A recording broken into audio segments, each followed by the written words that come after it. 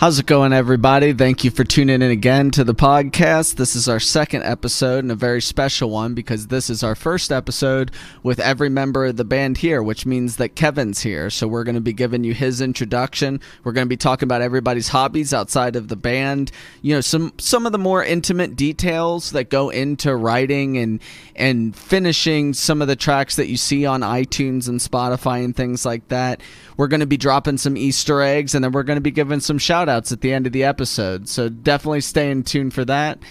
And I'm going to hand you over to Kevin. Hey, so I'm Kevin. I play rhythm here at Pale Twin.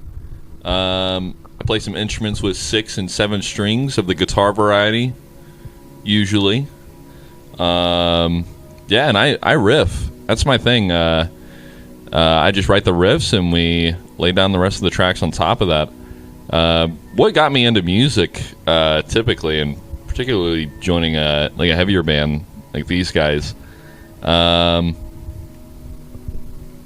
was like the local music scene. Going into shows and seeing that kind of energy, I feel like you just don't see from any other show. And thankfully, I had my boy Lance really drive me into getting better at the instruments. Like when I was first picking it up, Lance was already what year were we going in high all school? I don't know.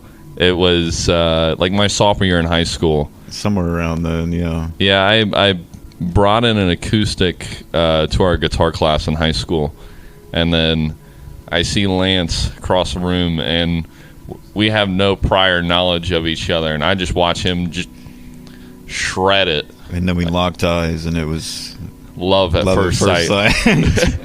Yeah, it was good competition, and I have to credit that to me learning the instrument very, very quickly. Yeah, you learned really fast. I mean, Polyphia is a hell of a place to start. Yeah, Polyphia is a very, very crazy place to start, and that's probably my biggest influence behind that, which is kind of crazy because I am a rhythm player. So can I ask a question real quick? Yeah. So I just am curious, like I know the answer to this, but I think it'd be an interesting rabbit hole to go down, is between you guys, because you've obviously been playing together, who's the lead and who's the rhythm guitar, and then why? Like, how did you guys, like, not just like who's rhythm and who's lead, but how did you guys come on that? Like, how did you guys come upon that answer, or is it even a thing you guys think about? I wouldn't say it's something we necessarily thought about. It just kind of happened. We kind of stuck to it and drove both parts of what we're really talented in. Yeah, I feel like the skill set we both built based on the music we were learning, because I feel like that's a big part of, instead of just sitting down and learning scales and practicing, a lot of my practice time was just learning and playing other people's music, all kinds of songs, whether it was playing along to rap music these days or, you know, the old school stuff like Metallica and Van Halen and Def Leppard and all that stuff. I feel like I was a more, you know, classical guitar player, so the Weedly Wees are where I live, and Kevin gravitated towards the chugga chugga, so that's just sort of how it happened.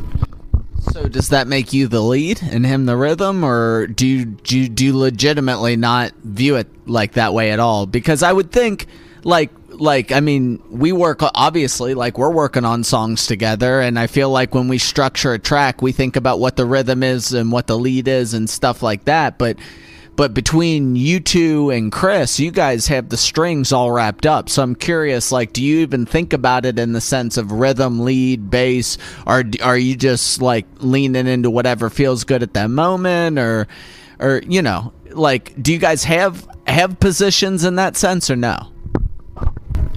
I feel like I definitely gravitate towards the lead side because my musical brain is definitely more melody oriented, and he's a lot more rhythmically capable than I am. Yeah, I started by learning a lot of math rock chords, and so I just like laying bars down. What about you, Chris?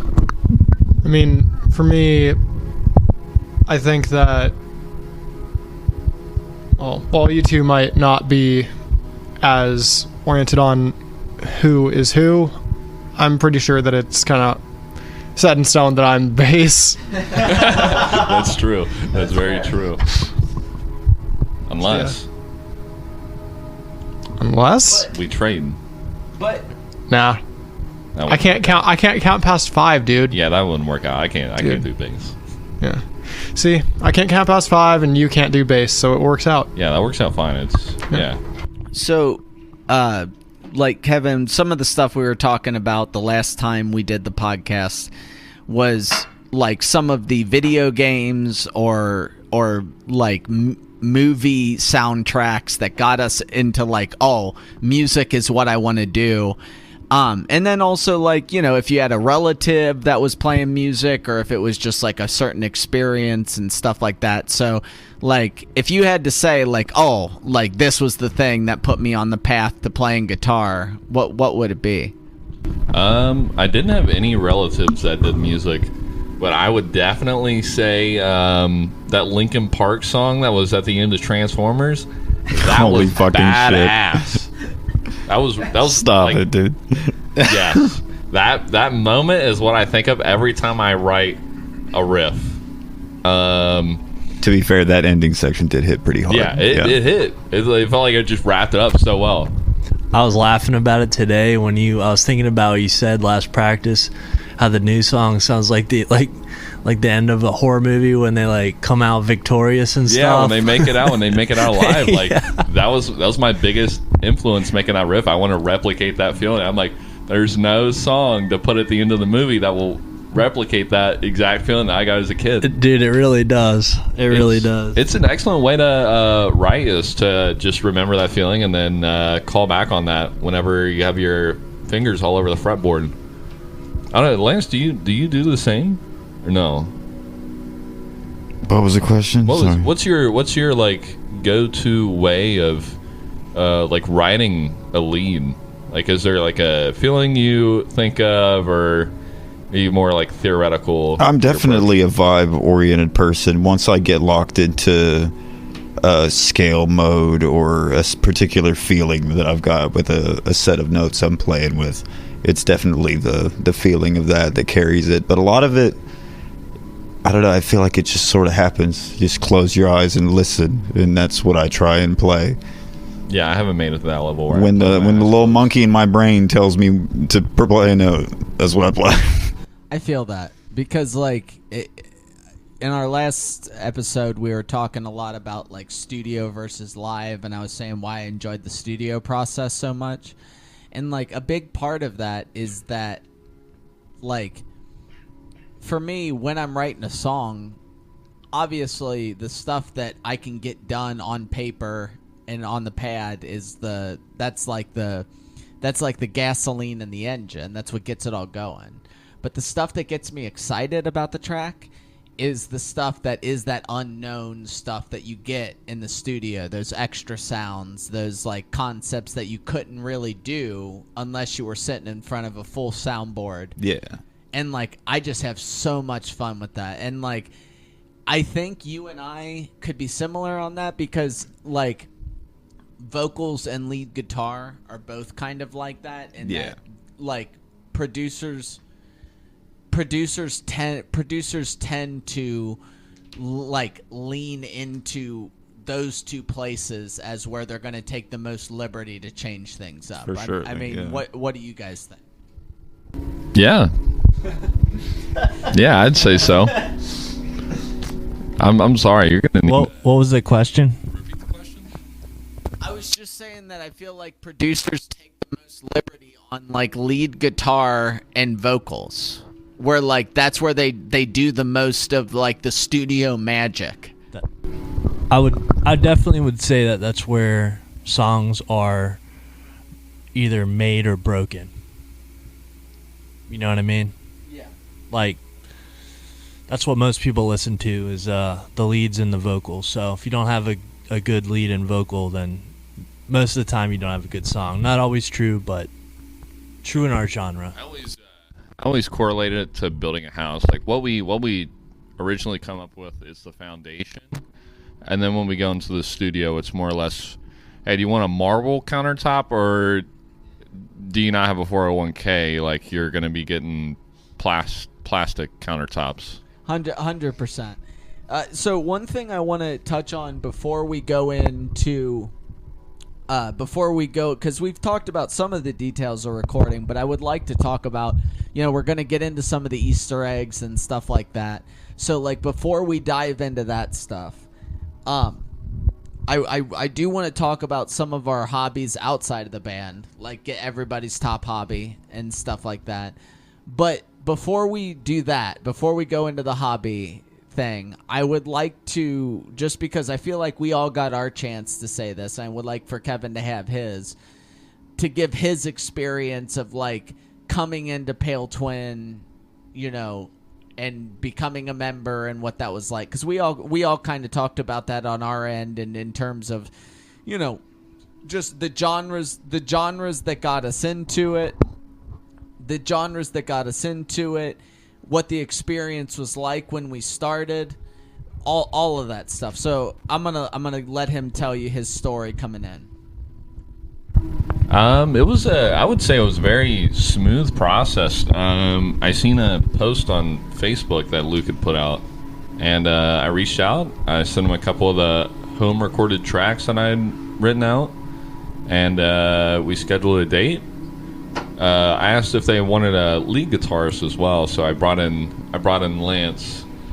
He didn't leave my ass behind. No, I didn't leave him behind. Got to take the boy everywhere I go, I showed up with let me just preface this. The day before, so Lance had this like really old RP 360. Oh God. Yeah, it's ancient technology, like scripture, the Stone Age, old scripture technology. So I think it was the day before or the day prior to that. We went shopping. Yeah, we went out shopping. Points hand downwards. Boys trip. Yeah, boys trip. So we went to Guitar Center because we're some fools and we don't order off the Jeff Bezos battle pass around these parts. Not shout out Jeff Bezos. So we went to Guitar Center. I had this Pod Go, and I put a lot of money into tones and everything, and cabs and IRs, and I gave that over to him. And so I needed a pedal board and a cab for practice because we get loud and proud. So I picked up this Headrush board, put together some tones within the night, came over the next day to the audition. Would you guys call it an audition? Yeah? Which was at AJ's house. Which was at AJ's place. And so I'm plugging everything in, and my guitar isn't working. And Lance is looking at me. Luke's looking at me. I thought AJ was going to throw his sticks at me. Chris, he's just Chris. He always gives you that look. That stare is something else. Yeah, Chris always just stares at you to make you feel awkward in your own skin. It's kind of concerning. That stare is crazy. That's a different topic for a different time. We'll get more. But no, that happened right after you told them. We'll touch on that on True Crime. Yeah, we'll get on that on True Crime. We want to know the secrets behind Chris's stare. Yeah. Maybe that's a next episode kind of ordeal. Your guitar stopped working right after you told them it was like my second week playing. Yeah, I believe that was karma. You tried to troll me, and I told Luke that it was Lance's first week playing. This dude's been playing for years, dude.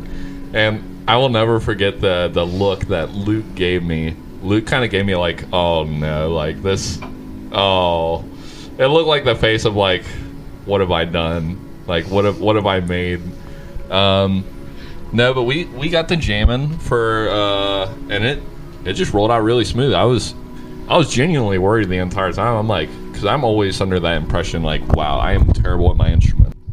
Well, you guys picked up those, like, we had already been working on the first 5 tracks, when you guys came in. Yeah.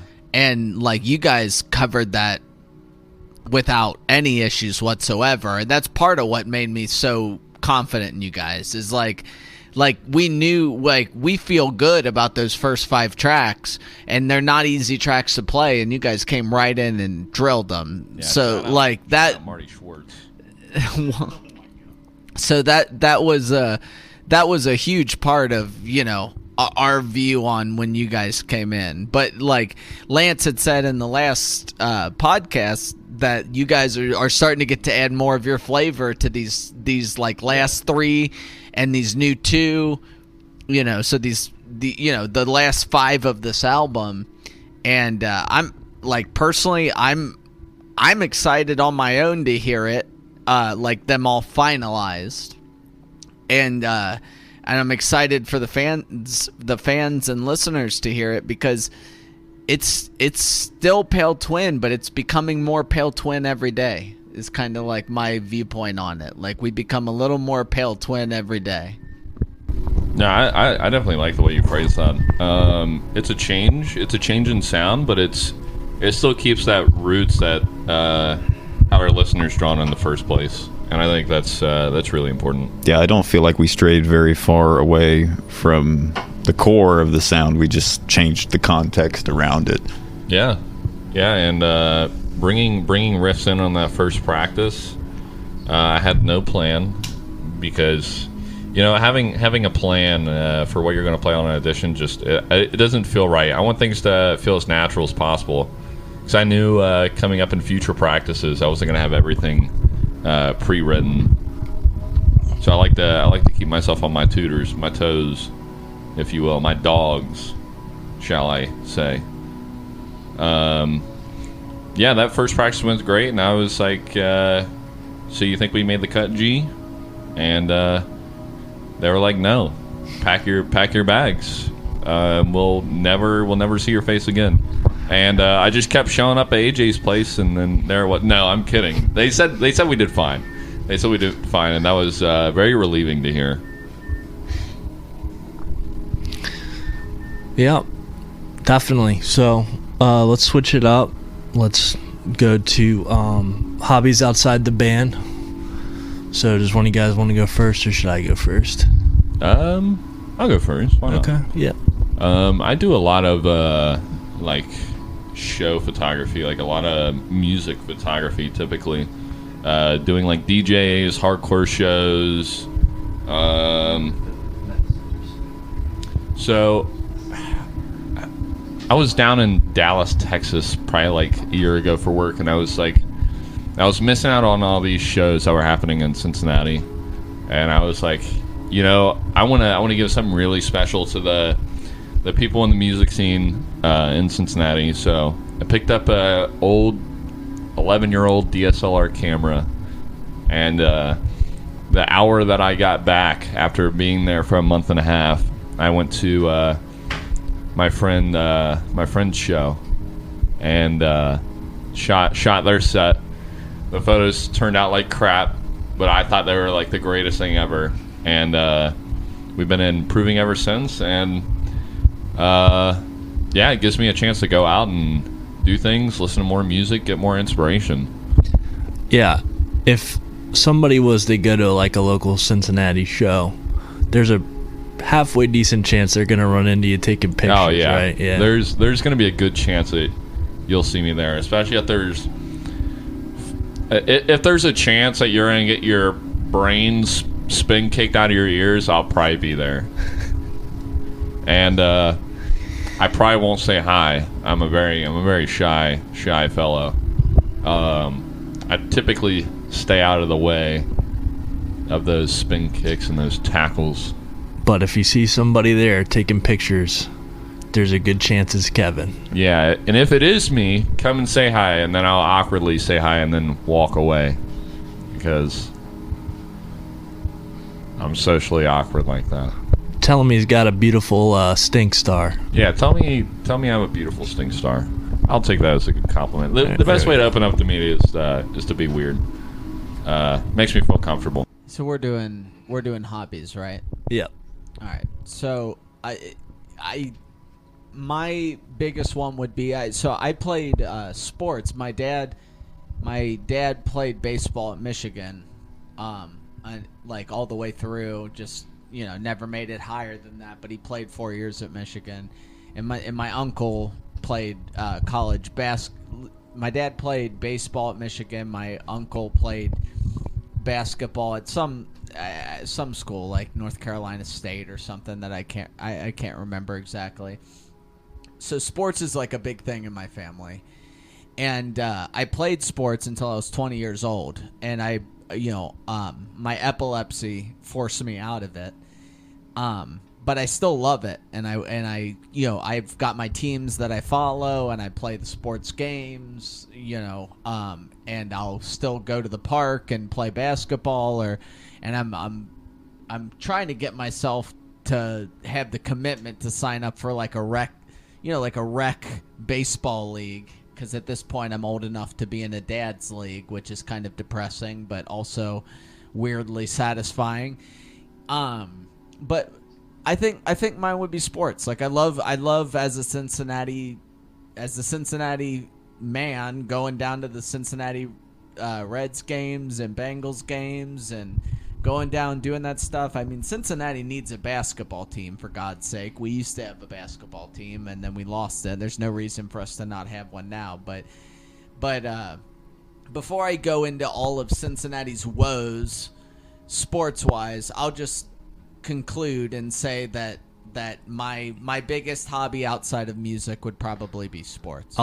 There's a lot of Cincinnati sports woe on other podcasts, that's for sure. I was listening to some of the Bengals stuff today, so yeah. So we don't really need to, that's already been covered. Yeah. So for me, my hobbies are a bit all over the place. The big ones that I have being, well, I'd say just in general, music has been a big one, even outside of the band. Like I listen to music almost every hour of the day that I can. And then outside of that, gaming and writing, actually. I do a lot of typing. I do a lot of, I wrote an essay once called The Ant Rant. It is an 800-word long document about why ants would completely destroy humanity if given the chance. I've heard this. It's one of the most autistic things I've ever heard in my entire life. It is, but it is something that I am very proud of. So it's very interesting, Chris. It is well written. It is the kind of thing that would probably make most people concerned for your sanity, and I take good pride in that. But yeah, I'd say the big one for me outside of music is probably gaming. I play a lot of games with a pretty big variety of people, so yeah. I would say my main one is probably working out. I'm also a big sports fan, and I'm a big Jungian psychological theory nerd.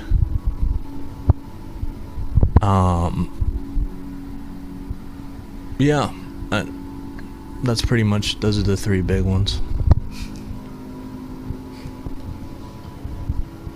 I think my biggest hobby outside of music would probably be cooking.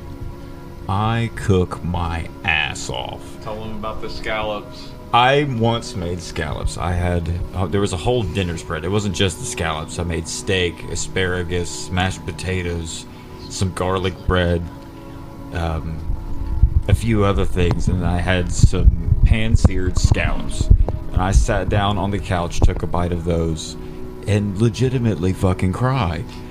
I had made art on a plate. It was better than any restaurant I'd been to. I haven't been to a ton, but still. I've heard that. I mean, I've heard if you make a meal that good, it can literally bring tears. It's crazy. Yeah.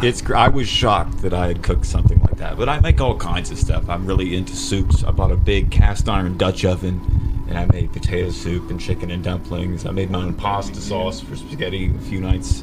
But I cook like a crazy person. So here's a question for you. What are your go-to spices for steak? Salt, pepper, and garlic powder. Very solid choices. Yeah, All very normally solid. I go with those three and not too much more.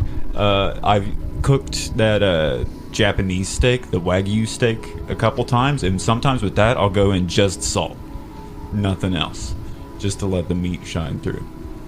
Hell yeah, man. All right, so let's move on to the next topic. One of the things I was wanting to talk about was just like more of the intimate details that go into making a song, because I've always been into music basically my whole life, and I'm hoping that this could either be fun to listen to or even helpful to some of our listeners that are trying to figure this stuff out right now, which is the steps that we go through to make some of the tracks that, you know, hopefully you guys have heard at this point. You know, because there's more that goes into it than I think you would originally figure when it comes down to actually getting that track onto iTunes and Spotify and YouTube and like at least getting it there on the level that you want it to, because it's easy to make something and just post it places, but there's a lot of steps to getting something at the quality you want and posting it those places. Wouldn't you agree, AJ? Yeah, there is, and we got a specific way we do it now, and it's subject to always evolve, and I think we know the ways that we want to do it better, or not better, but a way that'll work better for us. Trying to improve every time. We are always trying to do that, but we do have a pretty specific way we've done these last 8 going on 10 for this first album, and Basically, this whole year has kind of been the same process. yeah, like the album was recorded. We wrote and recorded it a specific way. Yeah, so the way we went about doing that was essentially, and I'm gonna give the overall, but I would like for, you know, I would like to get everybody's kind of specific experience with this, because it's different for everybody. But the general approach is to, like, we would go to AJ's place, which is the main practice spot, and over a period of weeks and months practice a set of songs over and over again, and we would get recordings of those while we were in the basement of his house, and then take those, and we would all go home and write to those and come back the next practice and move it forward as much as we can every week. And eventually, when we feel like, you know, if we're going to record 3 songs or 1 or 5, it doesn't make a difference. But when we feel like the content that we need is ready, we take that into the studio in downtown Cincinnati, and we figure out the time and you know, the days that work for everybody. We go in, and you know, a lot of the times they're long days. They're 12-hour days. They're 12-hour days back to back. It's a lot of work.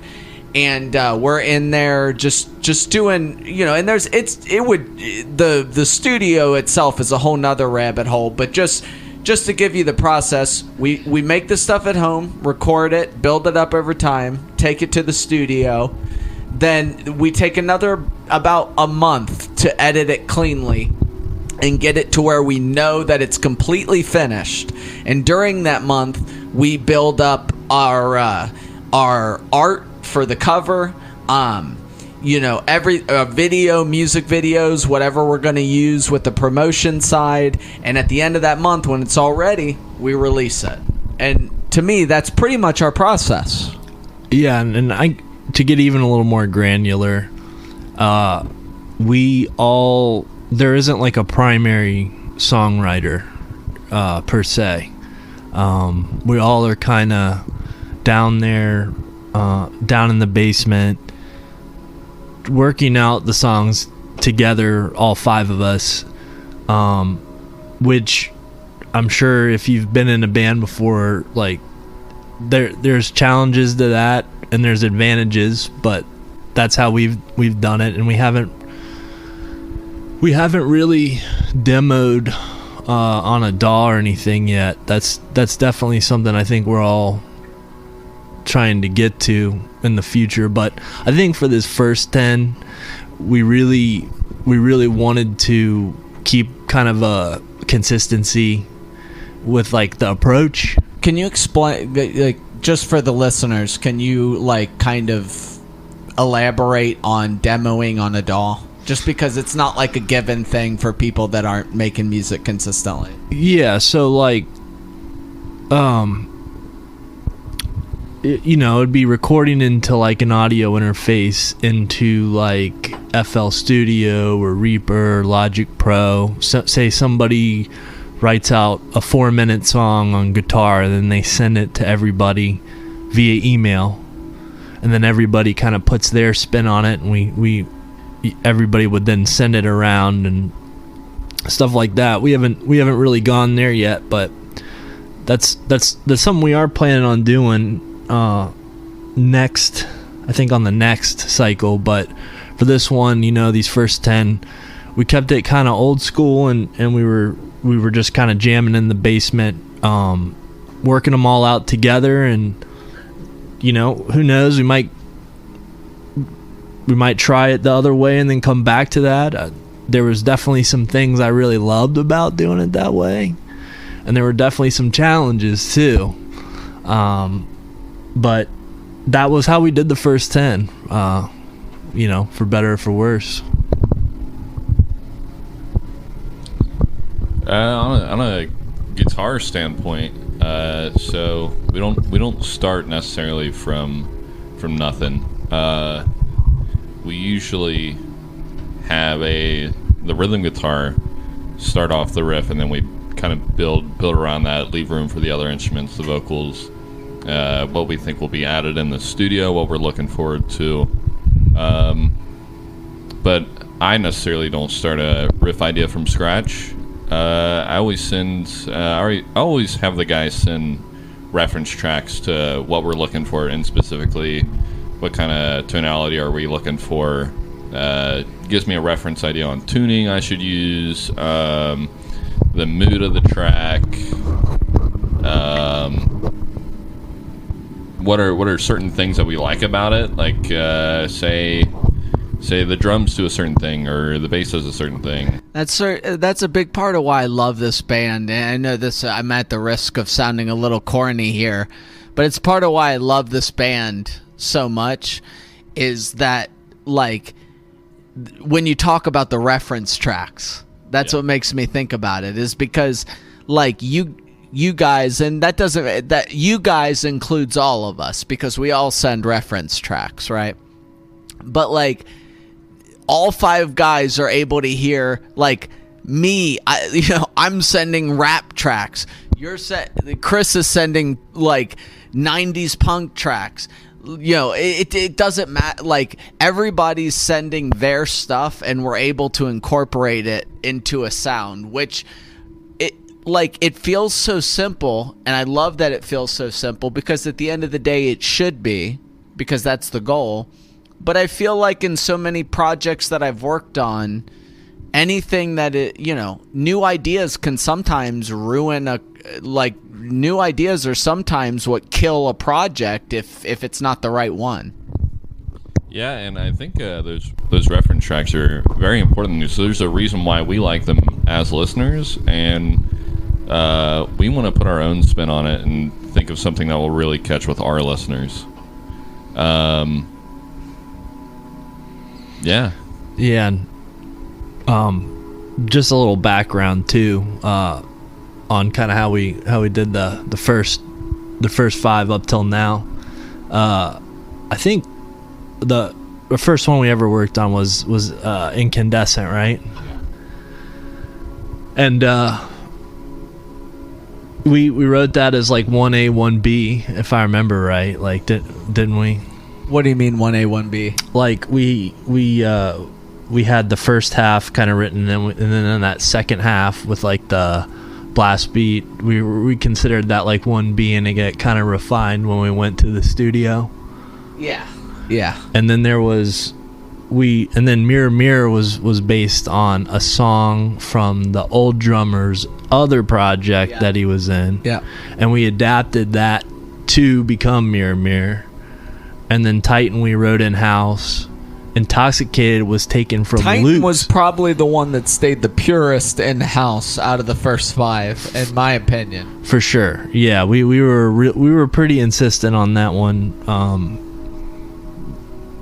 staying the way that we basically wrote it. And then Intoxicated was a song from Luke's solo project. Mask. It's like, yeah, from Mask. And if you go check that out, you definitely hear you'll hear the It's a very different project, but it's more shoegaze. But yeah, you'll hear where it came from. Yeah. You can. Yeah, I mean, it's a remake. Yeah, exactly.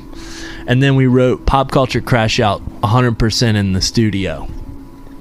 We did that one differently than any of the other 4. So like we just went in 12 hours and speed ran a song basically, and that was what Pop Culture Crash Out ended up becoming. And then the last 3,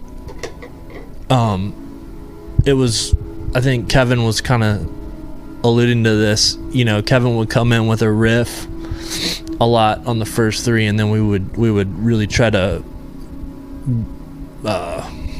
branch out on that. So it definitely, the last 3 had definitely started with Kevin on throwing down some riffs, and then we've tried to kind of build around that. And I'm pretty sure these next 2 will be like that, or at least one of the next 2, but possibly both. I think for me, what I notice about how we record or how we make songs, from what I've seen, it's generally just a group effort. Everyone's throwing out ideas. Everyone is like giving each other suggestions on like things that they could do to add to a part, especially if there's like a bit of an empty space. We tend to kind of throw ideas back and forth, I think. The one thing that I think has really changed over the course of how we've recorded these, or how we've produced these in general, is that we're just constantly refining it. So it gets easier and easier as time goes on to get these ideas flowing, I think. I remember when we first started, I think it was, I'd like to say 3 weeks of just jamming out before we actually started writing anything, like as a idea for a song, right? I think that was about it, yeah. But once we started that, like once we got it down, the ideas just started flowing, and I feel like now that process has gotten to the point where we're basically coming up with a new idea every week, and sometimes it turns out becoming a song, and sometimes it ends up being shelved for later use. But in general, we're constantly getting things like faster and faster. We did throw away a couple of ideas too. You remember Swashbuckling? Yeah. We threw away an instrumental track called Swashbuckling, and then we threw away like a softer song at one point. And if I've heard this, it does feel good to throw away songs. You know, you're like, not good enough. Yeah. You know? We've already done that with that. On the chopping block. That's been my life as a musician. It's been kind of ridiculous, actually. Looking back, I kind of wish that I had just put myself out there anyway and not really worried about it, because going back on my social media and all the stuff that I've posted, there's really not a lot there. But I've been playing so much different music over the years, I don't get to look back on that, because I just never put myself out there like You that. just don't want to post it. I do feel that on a certain level. Like, I'm able to disconnect my professional life musically from my personal life socially a little bit, which helps me. Because, like, if I viewed them one and the same, which I used to when I was younger, and that's another thing for young musicians out there. Like, if you feel like you're talented and you got the stuff to put it out there, do it. Just view it as a character. Just separate it from yourself. You know, because it's, at least for the time being, I know that may sound dysfunctional in the long term, but I feel like so many young musicians struggle with like the fact that their profession and their talent and intimate passion is so deeply connected to how people view them as a person. And it doesn't have to be the same thing. Like, you can separate those. I think the other side to that coin is just music is such an inherently emotional thing. People are so attached to it that putting yourself out there and not having people love it the same way you do is always risky. That's fair. Yeah, no, I get that. So one of the other things we were going to talk about, and this is let's get into the Easter egg and shout out portion, the fun part for everybody. So we are going to start talking about cover ideas for the 3 singles that we're getting ready to release. 3 singles names are Vacant, Thief of Mind, and Spiraling. And I think the best one to start with is Vacant, since I think we all agree that's probably the one we're going to do the video for, right? Yeah, I think if we had to choose one of the 3, that'd be my pick for sure. Like Vacant for the video? Yeah, I'd say I'd be fine. Yeah. Sounds good to me. I would be down to do Vacant as the video for sure. 100%. Yeah, that'd be really sick. Yeah, I just think that's the one. So, all right, so let's view it. Let's kind of go into them. Let's do Vacant first, then, since we're talking about that as the music video. I think it'd be fun as an Easter egg for our listeners who are diehard enough to be listening to the podcast. I feel like they deserve to know the stuff ahead of time, right? Fucking love to you guys. And so what do you guys think would be like a cool cover for the single of Vacant? Like, to me, like, it would be less about a personal thing, like with a person, and it would be more about a spatial thing, like with like something that feels vacant.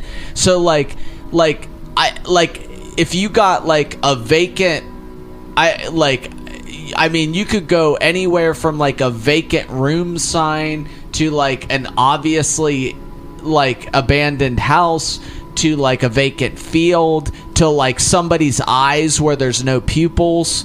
Like anything that just like feels vacant is like where I want to start. My first thought was like the back rooms. That's a good one. I like that. I love the back rooms. Back rooms. Yeah, like those old liminal spaces of like infinite office space where every turn is just the same shit. Yeah, it's like a wormhole of just there's nothing in particularly scary about No, it's just the endless. You know, like a shut down mall. Like that, you normally there's so many people there, but all the businesses are shut down. All the lights are, almost all of them are off. There's nobody there. Imagine being there at night. Yeah, it just feels empty, and something about that space usually being occupied by so many people, it being empty, just gives you that vacant kind of feeling in your conscious. That's what gives it that creepy kind of aesthetic feel to it. Yeah, I could see that. That'd be cool. I think, honestly, the thing that I'm thinking of that could be pretty cool is just if you've ever gone to if you've ever been in a situation where you're moving, right? And you clear out a room completely, and you just stare at the space that furniture used to be in, and you realize just how barren it looks without all that furniture. I think a room like that could make for a good idea. Be it You have to sketch or, think. like modified. Yeah, exactly. Like you just have to think about what like feels vacant. You know what I mean? Like you could do a cabin. You could do like a person's face. You could do a woods. You could do like a mall. Like I like the mall concept. I do like that. But like I don't know that the mall concept fits for like the way that our single sounds. To me, just real quick, to me the way our single sounds, like the kind of vibes that I get from it are like a cliff, because like, you know, it's both positive and negative. It's like, is it good? Like, are you being saved or are you falling? Kind of thing. And like that makes me think of like a cliff. So like I could see like a long view point of view of like a vacant field or something. I was thinking like a abandoned building with like candles on the ground and like vacant graffitied on the wall, like with like kind of like vibrant colors, Yeah. you know. I think that'd be something cool like that. too. Another thing that comes to mind, I mean, it's kind of off topic, but kind of gives me that backroom feel, is a really old empty Taco Bell. Tell me those things aren't creepy. You ever seen like one of the really old like early 2000s Taco Bells? Yeah. Like those at night? That's horror flick stuff. One of them 90s Pizza Huts. Yeah. Oh, shit. Yeah, That would yeah. actually be low-key fire. Dude. So if we gave that a lo-fi feel, like if we gave like without putting the name in the image, Yeah. right? Because we can't afford that.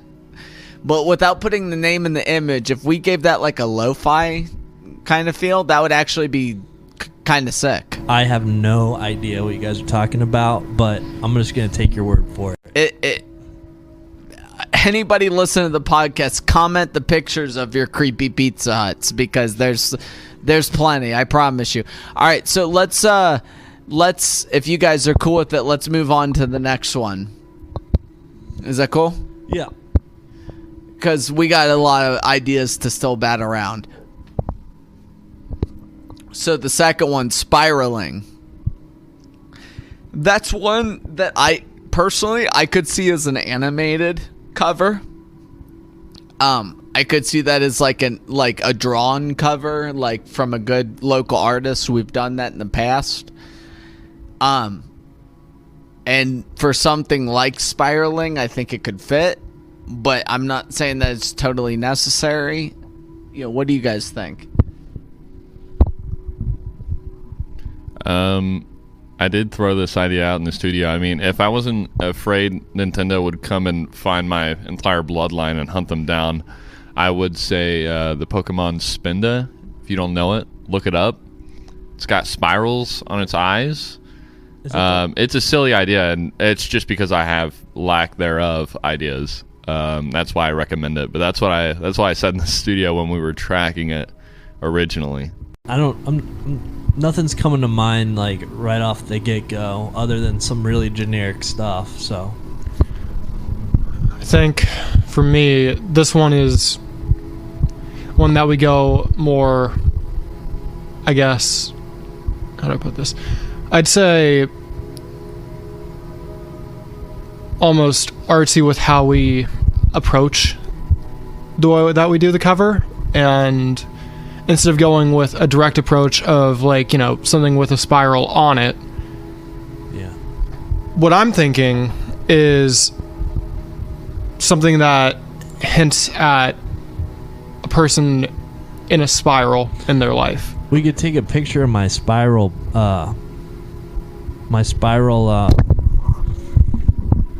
bench thing. You know what I'm talking about, with the skull on it?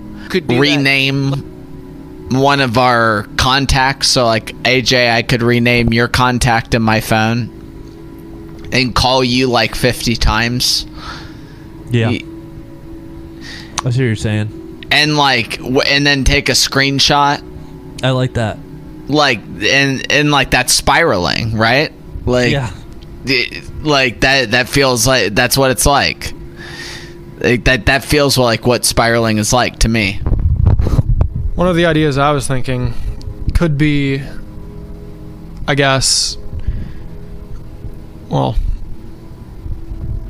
the first thing that came to mind for me is something hinting at, like, a just very, I guess, almost a, how do I put this? So, for instance, take the image of a person drinking, passing out, and it's just them still holding the bottle, hand over the side of a couch, still holding it, and it's just the hand with the bottle on the floor. I could see that. My mind was kind of going there. I could also, along with what you were saying, Luke, I could just see like a really scribbled up like journal entry with like blood on it, or like a really fucking crazy text message that's like almost makes no sense, that has like a code to it. Yeah. That like a little Easter egg code. Yeah. Into it. I could see that. Like that. I mean, you could do the same thing with like an Easter egg or a whatever, like where, because like a picture of this straight up would just be morose, in my opinion. It wouldn't be artistic. But if you did, like, for example, like if you had a note and the artistic code to it, like what you're talking about, made a noose, that would be kind of cool. Yeah, or like you know those little, like if you put the twos and O's together. Yeah, like the what do you call it, the ASNI art or whatever. I have no idea. It's like the characters that make Bunch of ones and zeros. yeah, you make all the it makes like a picture based out of like, you know, keyboard stuff. Yeah, like a bunch of ones and zeros typically make up like games and pretty much anything you use, even your phone. Kevin, you do coding, right? Is that your job? I dabble in it. I mean, I wouldn't say I'm a coder like Hacker Man from that one movie, but I would say I like ones and I like zeros, and I have about $10 in my bank account. So, All right, let's hit the third one. So Some good ideas going. yeah, so we got Vacant. We're talking about Vacant. We're talking about Spiraling. Let's talk about Thief of Mind. I don't know exactly what it is, but this is the one, if we were gonna source out, I would really like. I would think some like crazy epic, like, you remember that episode in Rick and Morty where Rick has like his toilet out in like that paradise spot? Yeah, his like special shitting place. Yeah. his special shit. Yeah, exactly. Like a place like that is, for whatever reason, I imagine that as the cover, because the song is about like, you know, like it's kind of deceptive. It's like the evil part of you tricking you into thinking you're in paradise. So Yeah. I like that. But what do you guys feeling? speaking of that idea, I do have a friend who has a toilet in his basement. We could have Luke sit on the toilet, maybe put like a little balaclava on him. I mean, because Luke is like, he's got Rick vibes sometimes. Yeah, I could see the face that Luke just made. If you guys could see it, we'll get video set up eventually. If you guys are nice, be nice to each other. But yeah, I could definitely see that being an idea. Lance, you got any ideas, buddy? I was thinking along the same lines of what AJ said, just something sort of larger than life on the cover. And I don't know, I was thinking in a more sort of traditional metal cover direction with the. Can I say something on that? I'm not trying to cut you off, but like on the traditional metal, yeah, because I feel that, and like what I was thinking is because this isn't that deep, in my opinion. Like this concept, I'm not saying like there's some deep aspects to the song, but like this cover would be dope, but it's not that deep. It's like the track is called Thief of Mind, right? If we made like so let's say everything on the cover was black, right? Like all of the outlines of the cover are black, and like you've got like a brain outline in white, but like the brain is made up of fans, like a mosh pit. That would be really cool, yeah. You see what I'm saying? I mean, that's a sick idea. Like that's right to me down what you're talking about, Lance. Where it's like it's like it's that concept of like, you know, the black outside, but like everyone inside. You know, the Pale Twins, right? The white outline is like the that the kind mosh of goes pit. hard though. But I don't know. I just think that could be dope. I think personally where my mind goes with Thief of Mind for the cover, I'm personally thinking almost like kind of a mix of the direct and artsy approach to designing a cover of like, imagine the picture of the back of someone's head and then something reaching into it and pulling out your thoughts and replacing them with something new. Taking it quite literally, yeah. Yeah. I like that. I like that. I was gonna say something similar. There's this printout of, I'm not sure if it's a hand painted thing or like a Photoshop sort of deal, but I bought this piece of art at the Ohio Renaissance Festival a couple years ago, and it's of this guy in like just regular clothes. It's not like an old school style painting at all. It's just he's got like a bomber jacket on and some jeans, and he's got his arms tucked in and his shoulders rolled, and he almost looks like he's hiding and just trying to not be noticed. But out of the shadows, looming over him is just this giant demon-looking thing reaching for him. And I think that similar sort of idea, what I was thinking, would be a like really that cool sort of direction thing to take it. is the kind of thing that I think would work really well for Thief of Mind's cover in like in an ideal situation for that. That'd be kind of sick. Like making it kind of dark and giving it kind of like a gothic kind of aesthetic with like the devil with like a long arm, like with like long nails. Like I'll send you. I'll find it and take a picture and send it in the group chat we've got, so we can reference that picture. Sounds good.